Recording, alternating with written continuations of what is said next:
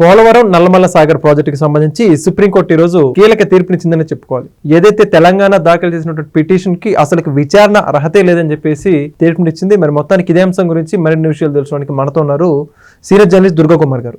Sir నమస్కారం అండి. నమస్తే వెంకట్, మన వీక్షకులకు కూడా. మొన్నటిదాకా చూసుకుంటే పోలవరం నల్లమల్ల సాగర్ ప్రాజెక్టు గురించి రెండు రాష్ట్రాల ఈ యొక్క జల వివాద సమస్య చాలా వరకు చిచ్చురైపోయిందని చెప్పుకోవాలి. ఎట్టకేలకు ఆ యొక్క తెలంగాణ దాఖలు చేసిన పిటిషన్ అసలు విచారణ అర్హత లేదు, దీనికి సంబంధించి సివిల్ సూట్ దాఖలు చేసుకోమని సుప్రీంకోర్టే తీర్పునిచ్చింది.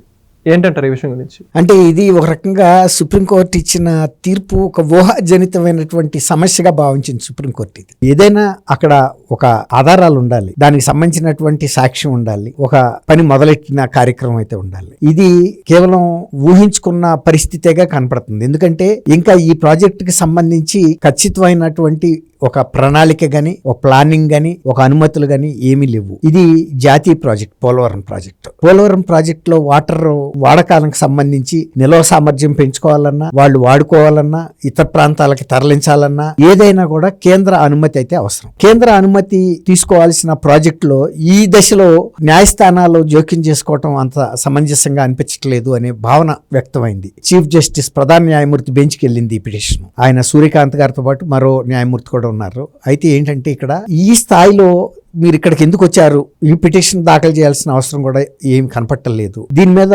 3 రోజులు అంటే కిందటి సోమవారం కన్నా ముందు 3 రోజులు అంటే బహుశా లాస్ట్ గురువారం కేంద్రం ఒక ఉన్నత స్థాయి కమిటీ వేసింది పోలవరం వాటర్ పంపిణీ మీద. ఆ కమిటీ ముందు మీ అభ్యంతరాలు ఏమైనా ఉంటే చెప్తే గనక వాళ్ళు ఒక పరిష్కారం సూచించగలిగేవాళ్ళు.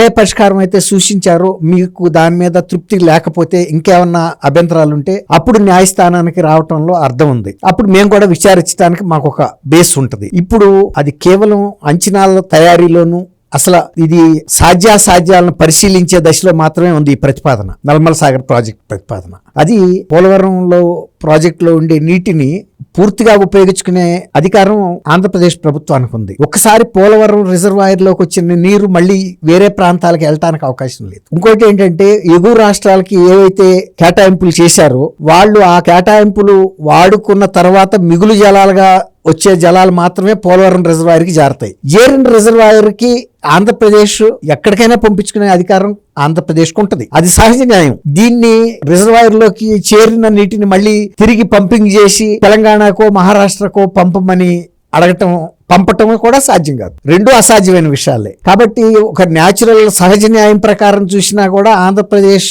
కనుక ఒకవేళ తనకి ఈ రిజర్వాయర్ లోకి వచ్చిన మిగులు జలాలు గాని తన వాటా గాని వాటిని వాడుకోవటంలో పై రాష్ట్రాలు ఎగువ రాష్ట్రాలకి ఉండాల్సిన అభ్యంతరాలకి అర్థం లేదు. ఇప్పుడు ఈ నల్లమల్ల సాగర్ ప్రాజెక్టు అంతకుముందు బనకచర్ల అనే ఒక ప్రతిపాదన చేశారు ఆంధ్రప్రదేశ్ ప్రభుత్వం. ఇది వాళ్ళకి లేని అధికారాలని, వాళ్ళకి కేటాయింపు కాని నీటిని, అదనపు నీటిని వినియోగించుకుంటున్నారనేది తెలంగాణ వాదనగా ఉంది. తెలంగాణ తరపున సుప్రీంకోర్టులో అభిషేక్ మన్ సింఘ్వి, ఆయన సీనియర్ లాయర్, ఆయన మా ప్రాతినిధ్యం వహించారు. ఆంధ్రప్రదేశ్ తరపున రోహిత్ మొహిత్గి, ఆయన తరపున మరొక న్యాయవాది గుప్తా గారు కూడా వాదించారు. వీళ్ళ వాదన కన్నా ముందు అసలు ఎప్పుడైతే తెలంగాణ తరపున అభిషేక్ మన్స్వింగి వాదన వినిపిస్తున్నాడో అక్కడే ప్రధాన న్యాయమూర్తి గారు జోక్యం చేసుకున్నాడు అనేక సందర్భాల్లో. ఇది సాధ్యాసాధ్యాలు ఇంకా చూస్తున్న దశలో మీరు రావటం ఎందుకు, తర్వాత మీకు ఇచ్చిన 958 TMCకి సంబంధించి మీరు ప్రాజెక్టులు కట్టుకున్నారు కదా, మీరు మిగిలిన జలాల గురించి మీకు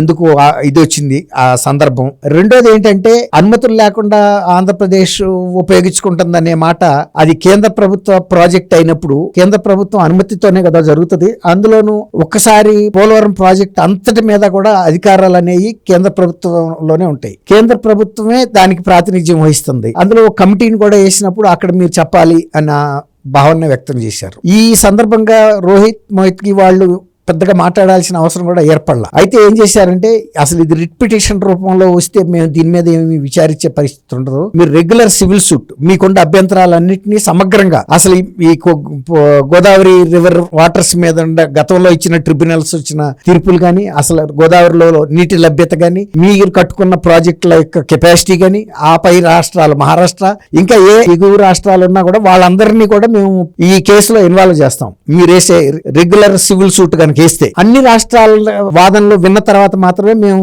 దీని మీద దీనికి రాగలుగుతాం. అంతకు మించి మేము ముందు మీకు సలహా చెప్పేది ఏంటంటే, ఉన్నత స్థాయి కమిటీని కేంద్ర ప్రభుత్వం ఈ గోదావరి జలాల మీద వేసినప్పుడు మీరు ఫస్ట్ అక్కడ రిప్రజెంట్ చేయాల్సిన బాధ్యత మీ అభ్యంతరాలు చెప్పాలి. చెప్పిన మీదట ఆ అభ్యంతరాల మీద వాళ్ళు ఇచ్చినటువంటి తీర్పు ఏదైతే ఉంటుందో దాన్ని ఏమంటామంటే మనం ఒక ఆర్డర్ పాస్ చేస్తారు. ట్రిబ్యునల్ కూడా సెమీ జ్యుడిషియల్ పవర్స్ ఉంటాయి వాళ్ళకి, హై పవర్ కమిటీకి.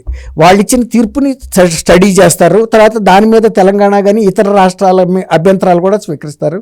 ఆంధ్రప్రదేశ్ వాదన కూడా వింటారు. ఆంధ్రప్రదేశ్ ఏ విధంగా ఈ నల్లమల సాగర్ ప్రాజెక్టుకి నీళ్లను ఇవ్వదలుచుకుంది, ఎంత నీళ్లు ఇవ్వదలుచుకుంది, ఏ సీజన్ లో ఎంతెంత ఇవ్వదలుచుకున్నది, తర్వాత అసలు వాళ్ళకి ఇన్ఫ్లో ఎంత వస్తుంది ఈ రిజర్వాయర్ లోకి, వాళ్ళకి రావాల్సినటువంటి 460 వస్తుందా రావట్లేదా, 460 కన్నా అదనంగా వస్తున్నప్పుడు ఆ మిగులు జలాలు వరద జలాలు అయినప్పుడు వాటిని వాడుకునే శక్తి ఉంటే పై రాష్ట్రాల్లో ఉపయోగించుకోకుండా కిందకు వదలవు. ఫ్లడ్ వాటర్స్ ని ఎవరేం చేస్తారు, ఒక్కోసారి పోలవరం రిజర్వాయర్ కూడా నిండిపోయిన తర్వాత ఫ్లడ్ వాటర్ సముద్రంలో వెళ్తున్నాయి. అప్పుడు ఆంధ్రప్రదేశ్ వాదన కూడా చెబుతుంది, ప్రతి సంవత్సరం ఇన్ని వందల క్యూసెక్ల మిగులు నీరు వరద రూపంలో బంగాళాఖాతంలో కలుస్తా ఉంది. కాబట్టి మేము ఆ ఫ్లడ్ టైంలో కొంత వాటర్ ని మేము మా రాష్ట్రంలో ఉన్న రాయలసీమ ప్రాంతానికి తీసుకోవటానికి ఉండే అభ్యంతరం ఏముంటది అని ఒక సహజమైన ప్రశ్న వేసినప్పుడు సుప్రీంకోర్టు కానీ లేకపోతే ఉన్నత స్థాయి గోదావరి నీటి జల సంఘం కూడా అభ్యంతరం చెప్పలేదు.